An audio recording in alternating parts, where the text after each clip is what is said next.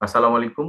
Field স্টোরির পক্ষ থেকে সবাইকে স্বাগতম। আজকে আমরা কথা বলবো এশিয়া কাপ প্লাস হচ্ছে আফগানিস্তানের সঙ্গে বাংলাদেশের যে সিরিজ আপকামিং, সেটা বাংলাদেশের পারফরমেন্স এবং বাংলাদেশ ক্রিকেট অঙ্গনে এখন নানা ধরনের যে কথাবার্তা চলছে সবকিছু নিয়ে এবং আলোচনা করার জন্য আজকে আমার সঙ্গে জয়েন হয়েছে বাংলাদেশের অন্যতম একটা ক্রিকেট ফ্যান, আমার বন্ধু আহ সারোয়ার জাহান বাপ্পি। বাপ্পি, কেমন আছো?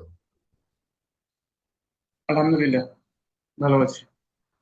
বাপ্পি, সবকিছুর মাঝখানে আসলে বাংলাদেশের ক্রিকেট মনে হচ্ছে পারফরমেন্স না ঠিক থাকলেও আবহাওয়াগত যে ব্যাপার, মানে ক্রিকেট ইনভায়রনমেন্ট বাংলাদেশের, সেটা কিন্তু খুব রমরমা এবং গরম বলা যায়।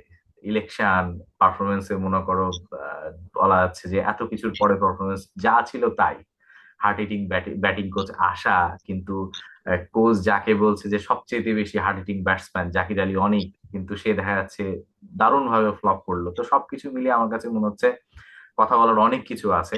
তো প্রথমত আমি তোমার কাছে জানতে চাইবো যে বাংলাদেশের পারফরমেন্স নিয়ে, বিশেষ করে এশিয়া কাপে তোমার ওপিনিয়নটা কি? এশিয়া কাপটা আসলে আমার কাছে যেটা মনে হচ্ছে যে আমরা কিন্তু যেহেতু ফ্যান বললাম, ফ্যানের আগে একটা ইয়ে দিয়ে নিই। কারণ আমরা হচ্ছে আহ, যতটা না মানে ক্রিকেটের যত ক্রিকেট বাংলাদেশে আসার আগে থেকে কিন্তু বাংলাদেশের ফ্যান আগে আসছে হ্যাঁ, আমার মনে হয়। হ্যাঁ, কারণ ফ্যানটাই আগে আসছে, ক্রিকেট পরে আসছে। ক্রিকেট বাংলাদেশে যখন চালু শুরু হয়, 99 আমরা তখন সালে, অনেক ছোট। 1999 যদি বলি আমরা। হ্যাঁ, হ্যাঁ, হ্যাঁ। ওই সময় থেকে আমরাই কিন্তু ক্রিকেট ক্রিকেটের শুরু থেকে আমরা আছি অবশ্যই তাই। সেই জায়গা থেকে। হ্যাঁ, সেই জায়গা থেকে আমরা মানে ডাই হার্ড ফ্যান যেটা বলা যায়, সেই ফ্যান ক্রিকেটের ফ্যান। তো যখন আমাদের দেশ এখানে ইনভলভ হয়েছে, এই ইনভলভমেন্টটা আমাদের এইটাকে আরো সমৃদ্ধ করেছে। তো যখনই বাংলাদেশ কোনো টুর্নামেন্টে থাকে, তখন কিন্তু আমাদের আর অন্য কোনো কিছুর দিকে তাকানোর ওই ইয়েটা থাকে না। মনে হয় যে বাংলাদেশ কি করলো, বাংলাদেশের পরিস্থিতিটা কি, বাংলাদেশ এখন মানে কি করছে।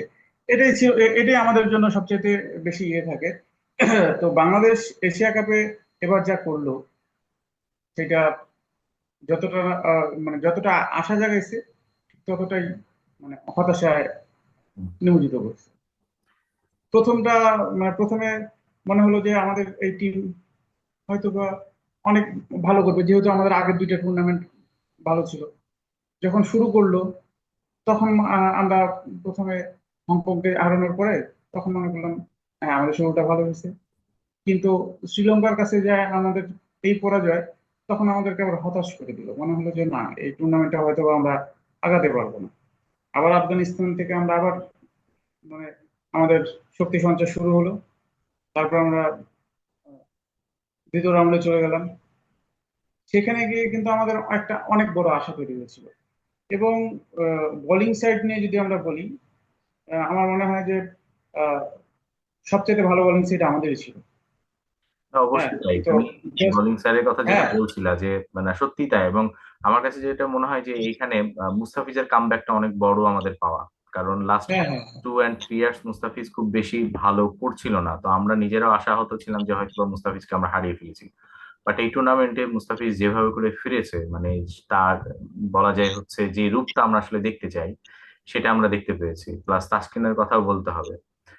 তো সবকিছু মিলে আসলে তোমার কথাটা ঠিক যে আমরা অ্যাজ এ বোলিং ইউনিট আমি মনে করি যে না, ফার বেটার ছিলাম। আমার মনে হয় যে এশিয়া এশিয়া কাপের যতগুলো দল কনসিস্টেন্সি, বাংলাদেশের বোলিং সাইডটা ছিল সবচেয়ে পারফেক্ট। কারণ বাংলাদেশ কিন্তু প্রতিটা দলের সঙ্গে মানে বোলিং ভালো করেছে, ভালো করেছে। ভালো করেছে, বিশেষ করে প্রতিটা দলের ইন্ডিয়ার সঙ্গে। কথা, এবং ইন্ডিয়ার ইভেন কথা আমার কাছে বলছি। তো মনে হয়েছিল ইন্ডিয়ার সাথে বাংলাদেশ জিতেও যেতে পারতো। শুধুমাত্র ব্যাড লাক, লিটন খেলে নাই। লিটন 10 খেললে হয়তো বা বাংলাদেশ জিতেও যেতে পারতো। ঠিক একইভাবে পাকিস্তানের সাথে তো এটা এটা এই এই- মেনে এই- নেওয়ার মতো না। এবারের এই টুর্নামেন্টের মধ্যে এটা মেনে সবচাইতে নেওয়ার মতো মানে না। মেনে নেওয়ার মতো না। এটা এটার জন্য দোস্ত আমার মানে যেটা আমার আমার কাছে যেটা মনে হয়েছে যে আহ, প্রচন্ড কষ্ট পেয়েছি। কথাটা কারণ আসলে তাই। এতটা আশা এতটা আশা মানে আশাহত হওয়া যখন এটা ভাবনি মনের মধ্যে হয়তো বা। তৈরি হয়, হ্যাঁ, এটা যখন এইভাবে ভেঙে যায়, এটা খুবই আচ্ছা, হতাশা। এমনি এমনি যদি আমি তোমাকে বলি যে আউট অফ 10, বাংলাদেশের এশিয়া কাপের পারফরমেন্স কে রেট করতে, ঠিক আছে? তো তুমি কত দিবা? দোস্ত, মানে ওভারঅল রেটিং করার আগে বোলিং এ টেনে টেন, টেনে তুমি টেনই দিতে বলা এভারেজই যায় করো, ব্যাটিং সাইডে। এভারেজই করো, ধরো কনসিডারিং। এভারেজ ব্যাটিং মানে অনেক টেনে ধরছে, যে একজন উপরে উঠলে আরেকজন নামায়, তো সেইভাবে ব্যাটিং টেনে ধরছে। এখন ওভারঅল 7। আমার কাছে মনে হয় 7 একটু বেশি, কারণ 7 বেশি এই কারণে বলছি বেশি যে হয়ে আসলে যায় বাংলাদেশের হ্যাঁ। মাঝখানে যে পারফরমেন্স গুলো সে করেছে, ফর এক্সাম্পল ধরো ইন্ডিয়ার কথাও যদি আমরা বলি, ইন্ডিয়া অবশ্যই মানে আমাদের চেয়ে far better team, no doubt. But ইন্ডিয়ার এই ব্যাটিং লাইন আপকে 168 রানের মধ্যে বাঁধা, এটা কিন্তু বিশাল অ্যাচিভমেন্ট বাংলাদেশের জন্য। সেই জায়গা থেকে যখন আমরা ব্যাটিং করতে আসলাম, সাইফ হাসান যেভাবে করে ব্যাটিং করছে, এবং সে ওই ম্যাচেও দেখলাম অর্ধেক রান তারই ছিল। বাদ বাকি আমরা 50% বল ডট খেলেছি, এবং আমাদের মোস্ট অফ দ্য ব্যাটসম্যান তারা শুরুই করতে পারেনি ঠিকঠাক মতো। তার মানে আমাদের হেরে যাওয়াটার যেই প্রসিডিওর, মানে আমরা 130 রানের মধ্যে যে যে গুটিয়ে গেলাম একটা ব্যাটসম্যান 60 রান করার পরেও, তো এটা আসলে অনেক বড় হতাশার জায়গা। তো অনেক বড় একটা হতাশার জায়গা। তো সবকিছু আসলে আসলে আমাদের ব্যাটিং সাইডটা আমাদেরকে অনেক ড্রপ করছে। আমরা যেহেতু ব্যাটিং সাইড নিয়ে কথা বলছি, মানে আমাদের আমাদের যেটা সবচেয়ে যেটা প্রবলেম, আমাদের যেদিন খেলে শুধু একজন খেলে একজন খেলে। বা সর্বোচ্চ দুইজন খেলে। হ্যাঁ, কিন্তু প্রতিদিন কিন্তু মানে সবাই কিন্তু কম বেশি খেলে। একদিন দেখা যাচ্ছে যে তামিম খেলছে, একদিন ইমন ইমন খেলছে, একদিন সাইদ খেলছে, একদিন লিটন খেলছে। কিন্তু একটা দিন যদি আমাদের এরকম আসে না, যে যেদিন তিনজন খেলছে, দুইজন খেলছে বা চারজন খেলছে, সেদিন আমরা অবশ্যই জিতি। তো এই অ্যাবিলিটি তো আছে, এই অ্যাবিলিটি। অ্যাবিলিটি তো আছে আমাদের কাছে, শুধু ব্যাপারটা হচ্ছে কি, ধারাবাহিকতার অভাব। ব্যাপারটা হচ্ছে কি দেখো, এশিয়া কাপে কিন্তু বাংলাদেশের অনেক কিছু প্রমাণ করার ছিল, যেটা আমি মনে করি। কারণ আহ, তোমার starting of the tournament, most of the ধরো হচ্ছে যে ক্রিকেট বিশেষজ্ঞরা আছে বিভিন্ন ওয়ার্ল্ডে, ফর এক্সাম্পল আমি হার্ষা ভোগলের কথা বলতে পারি, রবিচন্দ্রন আশ্বিনের কথা বলতে পারি, তারপরে হচ্ছে রাসেল আন্ডারের কথা বলতে পারি। ইভেন দো আফগানিস্তানের অনেকেই যেটা মার্শাল চলছিল কথাটা এরকম যে বাংলাদেশ হয়তো বা সেকেন্ড রাউন্ডে কোয়ালিফাই করার মতন যোগ্য টিম না। তো আমার কাছে মনে হয় এটা বাংলাদেশের কাছে অনেক বড় প্রমাণের জায়গা ছিল, এবং বাংলাদেশ গট দা অপরচুনিটি, সে প্রপার অপরচুনিটি কিন্তু পেয়েও ছিল।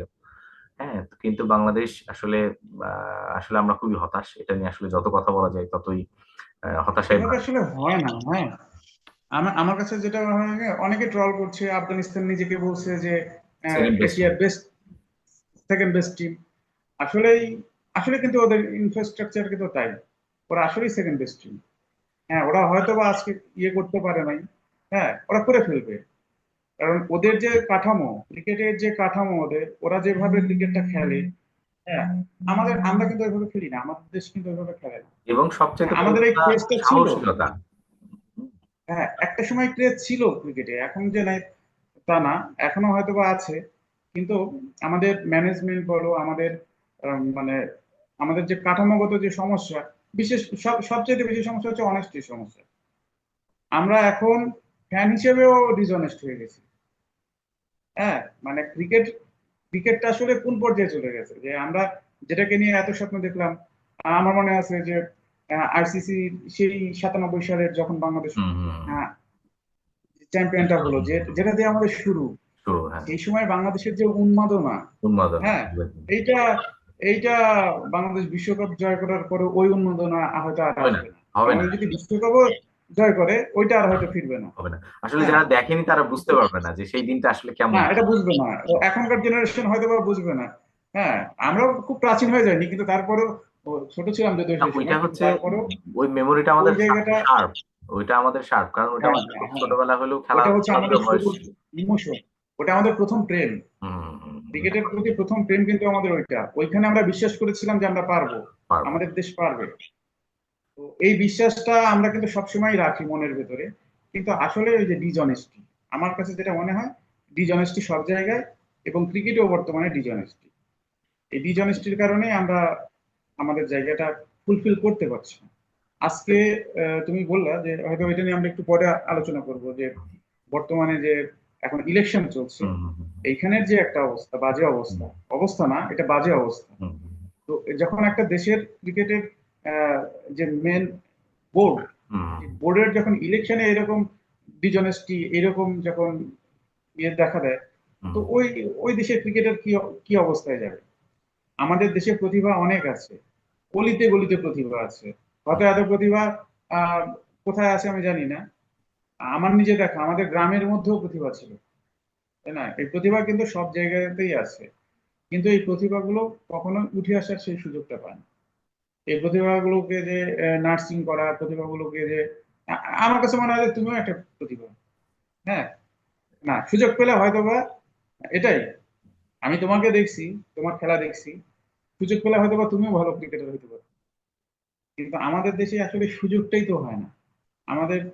আম, এবার যখন আমিনুল ইসলাম বুলবুল যখন আমাদের হুম ক্রিকেট বোর্ডের ইয়ে হলো, তখন কিন্তু আমার একটা মনে হয়েছিল যে উনি কিন্তু আফগানিস্তানের ক্রিকেটটাকে ডিসেন্ট্রালাইজ করার যে মূল কাজ উনি কিন্তু হুম। করছেন। তো তো আমার কিন্তু মনে হয়েছে তো যে আমি আমি তখন স্বপ্ন দেখলাম যে আমাদের দেশে, এবং উনি এসে কিন্তু শুরুও করলেন ওইটা হুম। দিয়েই, হ্যাঁ, যে ক্রিকেটটা আমাদের রুট লেভেলে এবং ছড়িয়ে এটা যাবে হচ্ছে রাজশাহীতে সব। কিন্তু বিসিবির অফিস করার কথা আছে, বিসিবি রাজশাহীতে, হ্যাঁ হ্যাঁ হ্যাঁ, বিসিবি রুট লেভেলে যখন চট্টগ্রামে। ছড়িয়ে যাবে, রাজশাহীর মতো একটা জায়গায় যদি এই সুযোগটা থাকতো, তাহলে কে জানে হয়তো আমরা তো তুমি আমরা না, আমরাও হয়তো ক্রিকেটের স্বপ্ন দেখতাম। হ্যাঁ, কিন্তু সেই সময় তো আমরা ওই সুযোগগুলো পাইনি, কিন্তু এখন যারা খেলতে চায় তাদের যদি এই সুযোগটা থাকে, তাহলে মানে আসলে আমার কাছে মনে হচ্ছে কি যে আমরা ক্রিকেটের ভক্ত হিসেবে, এখন তো আর ভক্ত ছাড়া অন্য কিছু না, কিন্তু একজন ফ্যান হিসেবে, একজন ভক্ত হিসেবে আমাদের দেশে ক্রিকেটের এই মানে দুর্দশা দেখে আমরা আসলে হতাশ। কারণ অবশ্যই তাই। আমি আমি চাই না, আমি চাই না যে দেশের ক্রিকেটটাই পর্যায়ে যাক। কারণ এই একটা জায়গা আমার মনে হয় দল মত নির্বিশেষে সবাই ভালোবাসে, সবাই সাপোর্ট করে, হুম হুম এখানে হুম। কোনো ইয়ে নেই। কিন্তু একটু দুঃখজনক যে সব জায়গার মধ্যেই লোভ, টাকা, রাজনীতি সব জায়গায় মানে এখন ইনভলভ হয়ে যাচ্ছে, টু বি ফ্র্যাঙ্ক, ইনভলভ হয়ে যাচ্ছে। এটা আমরা এবার দেখছি। আমাদের প্রিয় ভালো লাগার ভালোবাসার একটা জায়গা এই ক্রিকেট, এই ক্রিকেটটাও আজকে মানে অন্য একটা জায়গায় চলে গেছে। আমি জানি না যে বাংলাদেশের এখনো ক্রিকেট যে সুন্দর পজিশনে আছে, বা এখনো আমরা একটা খেলা দেখতে, যেমন কালকে আফগানিস্তানের সাথে আগামীকাল যে ম্যাচ শুরু হচ্ছে, আমরা এখনো স্বপ্ন দেখছি, কিন্তু আমি জানি না এটা কতদিন চলবে। একটা সময় হয়তো বা আমাদের ক্রিকেট যদি এইভাবে চলতে থাকে, তাহলে হয়তো বা আমরা আবার আমাদের ফিরে যেতে হবে অন্য কোনো দেশের কাছে, যে তাদের ভক্ত হই। কে জানে হয়তো বা আফগানিস্তানেরই ভক্ত হবে একটা সময়। কারণ আমরা তো ভক্ত, আমাদের তো কিছু করার নেই, আমাদের দেশে ক্রিকেট আসছে, আমরা আমাদের দেশের ক্রিকেটের ভক্ত। কিন্তু সেই ক্রিকেটটা যদি নষ্ট হয়ে যায়, তাহলে আমাদের আবার বাইরে চলে যেতে হবে। ভক্ত আমরা তো খেলা না দেখে থাকতে পারবো না। কথা ঠিক। বাংলাদেশের তুমি তো যেহেতু খুবই দুঃখজনক। তুমি যেহেতু ভক্তের কথা বলছো, বাংলাদেশের মানুষ কিন্তু আরেকটা বড় টিমের ভক্ত ছিল, আর এখনো হয়তো বা আছে, সেটা হচ্ছে পাকিস্তান। বাট আনফরচুনেটলি যেটাই হোক না কেন, পাকিস্তানের খেলা যেই পরিমাণ আসলে বলা যায়, আমি আমরা যদি কম্পেয়ার করি, আমরা যে সময় খেলা দেখেছি, ওয়াসিম আকরাম, ইনজামামুল হক, ইউনুস, ঠিক আছে, মোহাম্মদ ইউনুস, ওয়াকার ইউনুস, এই এই জায়গা থেকে এখন যদি কম্পেয়ার করা হয় বাংলাদেশের মানে পাকিস্তানের খেলাকে, আসলে সেই খেলার সঙ্গে কম্পেয়ার করার মতন কোনো জায়গায় নেই। আবার এটাকে কেন্দ্র করে আমরা যেটা দেখলাম যে পাকিস্তান এবং ইন্ডিয়ার যে দ্বন্দ্ব একটা আছে, বাংলাদেশে ইন্ডিয়ারও অনেক ফ্যান আছে। তো ইন্ডিয়া আসলে যে রিচে চলে গেছে, আসলে যে ধরনের ক্রিকেট খেলে, সেই ধরনের সঙ্গে আসলে কোনো ক্রিকেটই, আমরা বিশেষ করে আমাদের এশিয়ার মধ্যে কোনো টিমের ক্রিকেট খেলায় কিন্তু মেলে না। তারপরেও মিনিমাম লেভেল অফ কম্পিটিশন যেটা হওয়া দরকার একটা টিমের, ফর এক্সাম্পল আমরা শ্রীলঙ্কাকে দেখলাম লাস্টে হচ্ছে সুপার ওভারে ইন্ডিয়ার সঙ্গে হেরে গেল, ওটা কিন্তু সবচেয়ে close match with India. But Pakistan তিনবার সুযোগ পাওয়ার পরেও একটা বারো সে ওই পজিশনটাই ক্রিয়েট করতে পারেনি যেখানে মনে হয়েছে হয়তো বা পাকিস্তান জিতবে। তো এটা তোমাকে কতখানি হতাশ করছে? আমি একটা কথা বলি, সেটা হচ্ছে প্রতিভার দিক দিয়ে আমি যদিও বাংলাদেশ ক্রিকেটের অনেক সমালোচনা করলাম, কিন্তু প্রতিভার দিক দিয়ে এখন বাংলাদেশ টিমের যে প্লেয়ার গুলো আছে, আমার আমি তো মানে আহ, শতভাগ শিওর এটা পাকিস্তানের চেয়ে ভালো টিম। আমাদের আমিও টিম বিশ্বাস করি এটা। পাকিস্তানের বর্তমান আমিও টিমের বিশ্বাস চেয়ে করি। অনেক ভালো টিম। হ্যাঁ, আমার আসলে এত কথাগুলো কেন বললাম যে আমরা যে স্বপ্নটা দেখি, যে আশাটা করি, আমাদের প্লেয়ারদের এই অ্যাবিলিটি থাকার পরেও আমরা বারবার ব্যর্থ হচ্ছি, তাই না? মানে এখানে কিন্তু আমাদের পড়ে থাকার কথা না, না। আমাদের আরো উপরে যাওয়ার কথা। আহ বিশ্বের আমাদের হচ্ছে তৃতীয় অথবা চতুর্থ ধনী ক্রিকেট বোর্ড আমাদের, হ্যাঁ, তাই না? এই টাকা দিয়ে আমাদের আমরা কি করব? 1398 আমাদের কোটি এই, টাকা আছে বর্তমানে। হ্যাঁ, এই টাকা দিয়ে আমরা কি করব? আমরা যদি আমাদের আবেগের জায়গাটাকে এইভাবে আমাদের যদি মলিন হয়ে যায়, আমাদের আমাদের ক্রিকেটই যদি মলিন হয়ে যায়, এটাতে কি হবে? Exactly. তাই না? পাকিস্তানের বর্তমানে যে অবস্থা, পাকিস্তান ক্রিকেট ক্রিকেটের এখন যে অবস্থা এবং ওই সময়ে, আমার তো মনে হয় যে পাকিস্তানের ওই সময়ে পাকিস্তানের বোলিং সাইডে অন্তত, ব্যাটিংও ছিল, বোলিং সাইডে তো ওইখানে আহ, সোজা বাংলায় বললে ওইখানে বিজ্ঞানী ছিল। ওয়াসিম আকরাম সে বলার না, সে বিজ্ঞানী, তাই না? সায়েন্টিস্ট, অবশ্যই তাই। বলের সায়েন্টিস্ট বলা যেতে পারে। আমি মাঝে মাঝে এখনো দেখি হুম, মানে ওনার যে রিভার্স সুইং গুলো, হুম, হুম। হ্যাঁ, একটা বল বাতাসের মধ্যে দিয়ে এসে এই সাইড থেকে বলটা ওইদিকে চলে যাচ্ছে, গিয়ে আবার সুইং করে বের হয়ে চলে যাচ্ছে। এটা মানে এই বলগুলোকে এখন দেখা যায়? এই বলগুলো তো দেখা যায় না।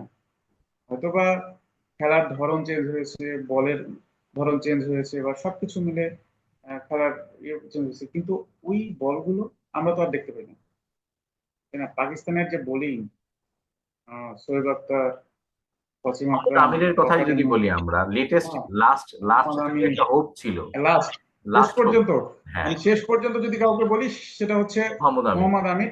হ্যাঁ। হ্যাঁ। তো এরপরে কিন্তু পাকিস্তানের না, আসলে আসলে শাহিন আর আফ্রিদিকেও আমরা দেখছিলাম, কিন্তু আসলে শাহিন আফ্রিদি এবার যেভাবে করে দেখলাম, বাংলাদেশের আলোচনাটা সঙ্গে আর যদি ইন্ডিয়ার সঙ্গে একটু ভালো আলো খেলছে না। আলোচনাটা যদি একটু ক্যাজুয়াল হতো তাহলে আমি এটাই বলতাম, শাহিন আফ্রিদি আম, এখন বর্তমানে বলার না, ব্যাটসম্যান। ব্যাটসম্যান, হ্যাঁ, এক্স্যাক্টলি। কথা তুমি ঠিকই ও বলছো। বোলার, মানে বোলার না, ও পাকিস্তানের হচ্ছে ব্যাটসম্যান। পাকিস্তানের কারণ টিম অনুযায়ী আমার কি তো এখন ধারণা, ব্যাটসম্যান। যদি একটু অন্যভাবে বলি তাহলে আমার তো মনে হয় যে শ্বশুরে বলছে যে বেটা বহুত হয়েছে বল করা, এখন যাও ব্যাট করো। ব্যাট করো। ও এসে ব্যাট করছে। মানে অলরাউন্ডার হুম। হওয়ার এখন সবচেয়ে বেস্ট সুযোগ পাকিস্তান টিমে ওর। হ্যাঁ, হ্যাঁ, হ্যাঁ, হ্যাঁ, হ্যাঁ। বুঝতে পারছি। আচ্ছা, তো মানে আরেকটা পয়েন্ট নিয়ে যদিও আসি আমি। হ্যাঁ, সেটা যদিও বলতে হয় যে বাংলাদেশের সাথে ওই দিনই মনে হয় বাংলাদেশের ব্যাটসম্যান বানাই জন্য হয়তো ওই দিনই ওরা বেশি ভালো বল করছে। হ্যাঁ, এছাড়া ওরা আর কখনোই ওরকম মানে, ছিল না, ইফেক্টিভ ছিল না। না না, ওই আচ্ছা। একটা দিনে ওরা বল ভালো করছে। হ্যাঁ, একটা একটা বিষয় আরেকটু নিয়ে আসি, সেটা হচ্ছে ধরো ইন্ডিয়া পাকিস্তানে তো আমরা এবার বেশ কিছু ঘটনা দেখলাম, যে ঘটনাগুলো বাংলাদেশ মানে ক্রিকেটার ওয়ার্ল্ড কে আসলে নড়িয়ে দিয়েছে। তার মধ্যে আমরা দেখলাম হ্যান্ডশেক না করা। এই ঘটনা এর আগেও ঘটেছে কিন্তু, হ্যাঁ, যেটা যে প্রথম তা না, এর আগেও এটা ঘটেছে অনেক আগে শ্রীলঙ্কা এবং অস্ট্রেলিয়ার একটা ম্যাচে। এক্স্যাক্টলি টাইমটা আমি সালটা মনে করে তোমাকে বলতে পারছি না। তো এর পরে যে ঘটনাটা ঘটলো সেটা হচ্ছে কিন্তু এই এশিয়া কাপের মাঝখানে আমরা দেখলাম। তো তুমি এই বিষয়টাকে কেমন করে দেখছো, যে হ্যান্ডশেক না করা, অথবা হচ্ছে ইন্ডিয়া তার ট্রফিটা না রিসিভ আমার করা? তো মনে হয় যে আমার মনে হয় যে ক্রিকেট এমন একটা জিনিস, এমন একটা আবেগ, এখানে না মানে অন্য কোনো কিছু দিয়ে এটার সঙ্গে মিক্স আপ করাটাই ঠিক না। হ্যাঁ, কারণ এটা হচ্ছে একটা উম, বিশুদ্ধ জায়গা আমার কাছে, কেন যেন মনে হয় খেলাগুলোর মধ্যে ফুটবল আছে, হ্যাঁ, ফুটবলও আছে, ফুটবলকে আমি হুম, মানে ইয়ে দেখছি না।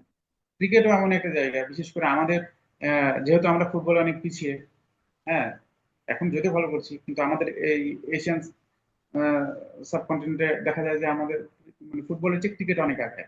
তো এইখানে হচ্ছে ভারত পাকিস্তান ছিল আমাদের হচ্ছে ব্রাজিল সবচেয়ে, আর্জেন্টিনার মতন। হ্যাঁ, হ্যাঁ, হ্যাঁ, মানে ক্রিকেটে এর চেয়ে সুন্দর আর কিছু আমরা দেখিনি। মানে একটা ছোট আমাদের ছোটবেলার হুম, কথা যদি দেখি, যতই ম্যাচ হোক, যার যার খেলা হোক, কিন্তু যখন ভারত পাকিস্তানের একটা খেলা হতো, এটা আমাদের কাছে একটা অন্যরকম একটা আবেগের ছিল। ওই যে আগে আমাদের টিম তো এত ভালো ছিল না, হ্যাঁ, হ্যাঁ। আমাদের টিম নিয়ে আমরা এত এত স্বপ্ন দেখতাম না। হুম। তখন আমরা কিন্তু ওই ভারত পাকিস্তানের মধ্যেই মানে ওদের খেলার মধ্যে আমরা হচ্ছে যে আবেগটা ছিল, আনন্দটা আমাদের খুঁজে নেওয়ার, আবেগটা ছিল। হ্যাঁ, আবেগটা মানে ওই ওই আনন্দটা খুঁজে নেওয়ার আমরা ট্রাই করতাম। আমার মনে হয় যে ম্যাক্সিমাম মানুষই তাই করতো। তো সেই খেলাটা আজকের যে ইয়েটাতে চলে আসছে, যে হ্যান্ডশেক, আমার মনে হয় এই কাজটা এটা মেনে নেওয়ার মতো। আচ্ছা, আমি হ্যাঁ, এখানে কারণ খেলা আরেকটা, থাকবে।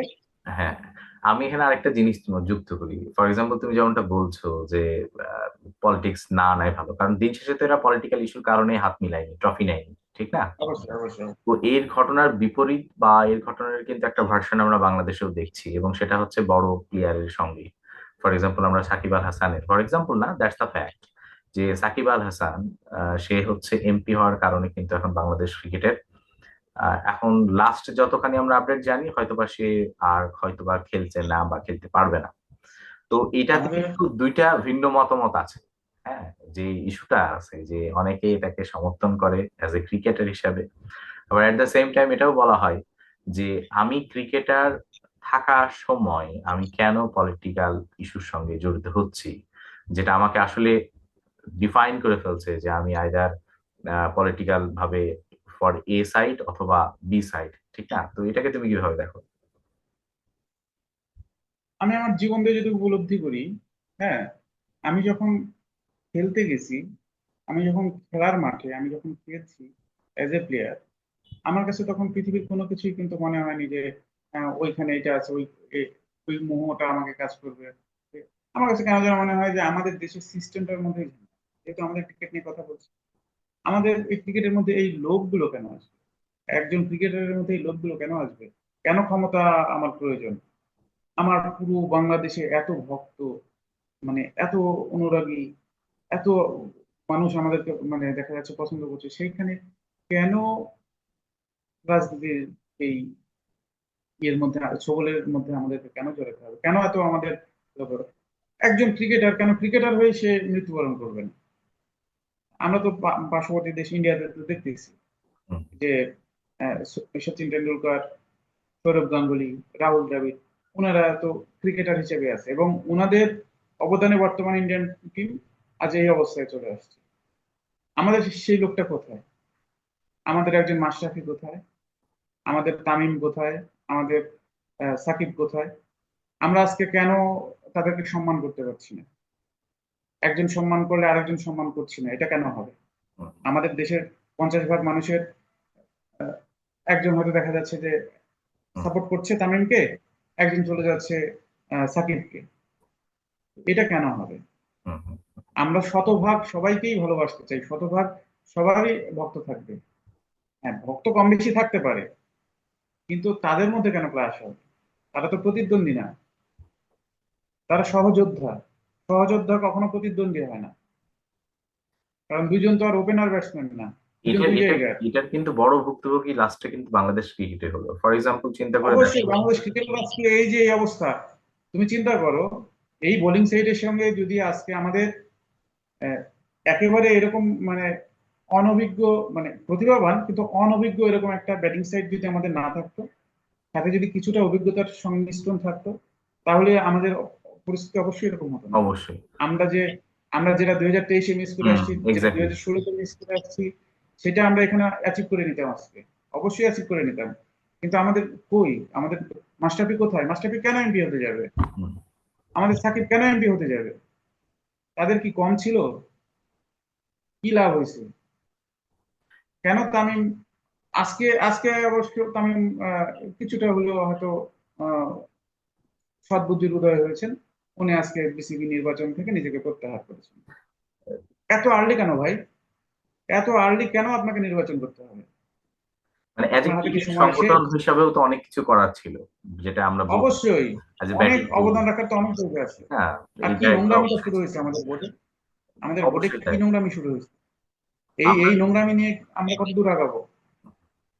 না, অবশ্যই তাই, দুঃখজনক। আমরা হচ্ছে আলোচনার খুব কাছাকাছি জায়গায় চলে আসছি, শেষের কাছাকাছি জায়গায়। আসলে এগুলো নিয়ে কথা বলতে গেলে অ্যাজ এ ফ্যান হিসাবে আবেগের জায়গা আসলে শেষ হয় না আলোচনা, আসলে আমরা শেষ তো হয় না। ক্রিকেটের ওই যে বললাম না, বাট কথা মেজর আমাদের কয়েকটা শেষ ইস্যু, হয় না। কিছু ইস্যু আমি হচ্ছে লাস্টে পয়েন্ট আউট করতে চাই। তার মধ্যে একটা হচ্ছে বাংলাদেশ সামনে আবার আফগানিস্তানের সঙ্গে খেলা শুরু হচ্ছে, আহ, আমার যদি ভুল না হয় আগামী কালকে থেকে, যেখানে Liton Kumar Das unfortunately for the reason of হচ্ছে তোমার ইনজুর্ড, সে হচ্ছে আর থাকছেন না।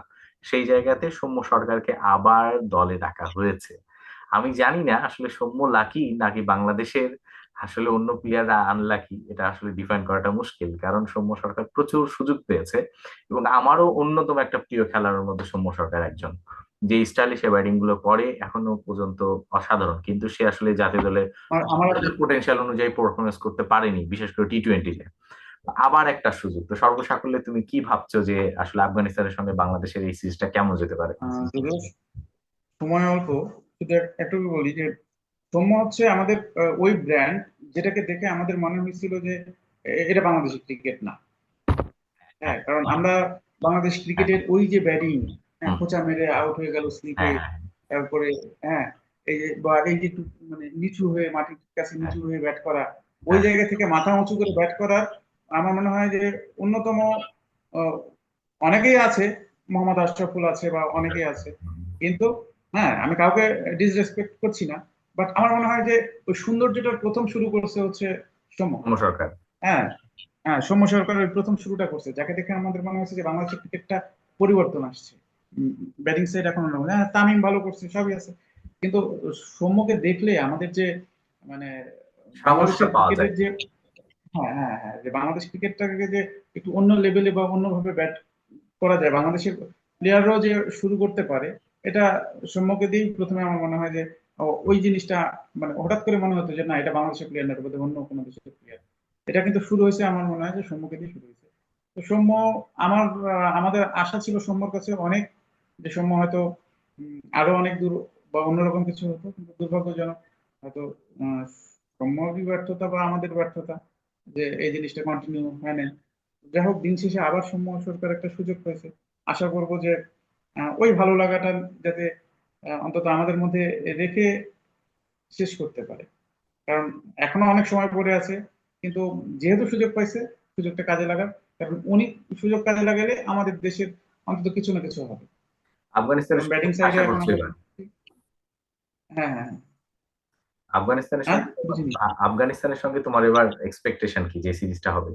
আচ্ছা, আমি বাংলাদেশের খেলা হলে বাংলাদেশ হেরে যাওয়ার শেষ বল পর্যন্ত আমি খেলা দেখি, উঠি না। কারণ এতটাই ভালোবাসে, এতটাই ভালো লাগা। আমি যে এত কথা বললাম, হয়তো অনেক মনের মধ্যে অনেক দুঃখ বা হতাশা নিয়ে এগুলো কথা বললাম, কিন্তু আমি দিন শেষে চাই আমাদের বাংলাদেশ জিতুক, এবং আমি জিতবে এটাই আশা করি। এবং ওই শেষ বল পর্যন্ত অপেক্ষা করবো বাংলাদেশকে জেতানোর জন্য। আমি ওখানেই বসে থাকবো খেলাটার শেষ বল পর্যন্ত। আসলে এটাই আমাদের এক্সপেকটেশন সব সময়ের জন্য বাংলাদেশকে নিয়ে। তো আজকে আসলে অবশ্যই, অবশ্যই। আহ, আর কথা বলতে গেলে অনেক কথা হয়। তো সর্বশেষ করলে আমরা আশা করব হচ্ছে বাংলাদেশের জন্য, সেটা ক্রিকেট বোর্ড থেকে শুরু করে ইচ অ্যান্ড এভরি প্লেয়ার, আর আমরা যারা ক্রিকেট ফ্যান, নিজেদেরকে বিশেষজ্ঞ বলছি না, আমরা ফ্যান হিসাবেই দেখি। তো না, না, সেই আমরা জায়গা ফ্যান, থেকে আমরা ফ্যান। আমরা ফ্যান, আমরা বিশেষজ্ঞ না, আমরা ফ্যান। তো সেই জায়গা থেকে আমরা আসলে আমাদের আবেগটাই প্রকাশ করতে পারি। সেই আবেগের জায়গা থেকে আমরা আশা করব বাংলাদেশের সবাই একত্রে নিজের দেশকে ভালোবেসে দেশের ক্রিকেটকে সামনে নিয়ে যাওয়া, এবং সঙ্গে সঙ্গে দেশের পতাকাকেও পৃথিবীর বুকে তুলে ধরাটাই হচ্ছে অবশ্যই। আমাদের অন্যতম লক্ষ্য হওয়া উচিত। তো সেই লক্ষ্যে নিশ্চয়ই বাংলাদেশ টিম খেলবে। আগামী যে সিরিজ গুলো আছে, বাংলাদেশের সামনে অনেকগুলো খেলা আছে, তার মাঝখানে এখন তো দুবাইয়ে বাংলাদেশ এবং হচ্ছে আফগানিস্তানের সিরিজ, এরপরে হোম গ্রাউন্ডে ওয়েস্ট ইন্ডিজ আছে, অনেক ট্যুরও আছে সামনে। তো সবগুলো ম্যাচ আশা করি ভালো করবে। তো এই হচ্ছে আমারও প্রত্যাশা। আশা আছে। তো বাপ্পি, তোমাকে অনেক অনেক ধন্যবাদ সময় দেওয়ার জন্য। ইনশাল্লাহ আমরা এই কনভারসেশন কন্টিনিউ করব, আমরা ম্যাচগুলো নিয়ে দেখবো এবং নিজেদের ওপিনিয়ন গুলো শেয়ার করার সুযোগ পাবো। আর দর্শকদেরকে বলবো আপনারা ফিল্ড হিস্ট্রির সঙ্গে থাকবেন। ইনশাল্লাহ আমরা আপনাদের জন্য আরো স্পোর্টস রিলেটেড ভালো ইনফরমেশন অথবা বলা যায় অ্যানালাইসিস তুলে ধরার চেষ্টা করব। আর আপনারা কেউ যদি চান যে আপনাদের ওপিনিয়নও আমার সঙ্গে শেয়ার করবেন, একটা কনভারসেশন করবেন আপনার ওপিনিয়ন তুলে ধরার জন্য, প্লিজ মেসেজে নক করবেন। ইনশাল্লাহ আপনার সঙ্গে কথা হবে বাংলাদেশের ক্রিকেট ফ্যান হিসাবে। তো সবাইকে অনেক অনেক ধন্যবাদ। আসসালামু আলাইকুম।